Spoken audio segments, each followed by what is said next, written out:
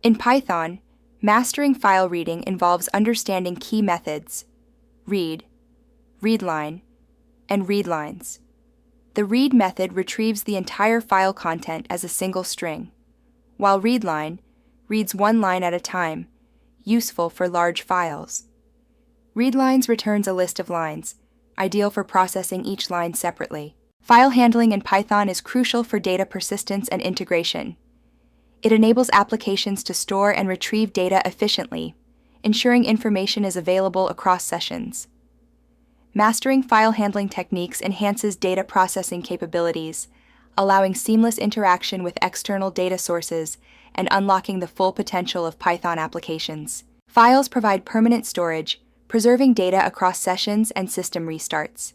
They are crucial for configuration files, system logs, large datasets, and user-generated content. Python's file handling acts as a data bridge, seamlessly connecting your programs with external data sources, enhancing data processing capabilities. Opening files in Python is essential for data access. Use Open FileName mode to create a file object. The default mode is R for reading. Always close files to free resources. File objects have properties like name, mode, and close status, crucial for effective file management and debugging. File objects in Python have key properties. File.name returns the file's name, file.mode shows the mode, R, W, A, etc., and file.closed indicates if the file is closed, true, false.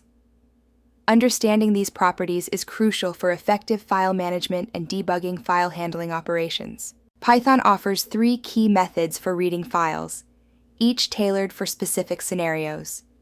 These methods are designed to efficiently handle various data processing needs, ensuring optimal performance and resource management. Understanding these methods is crucial for effectively working with file content in Python. The read method in Python reads an entire file as a single string, perfect for smaller files under 10 megabytes. It's ideal for configuration files like JSON, YAML, XML, small text documents, and templates.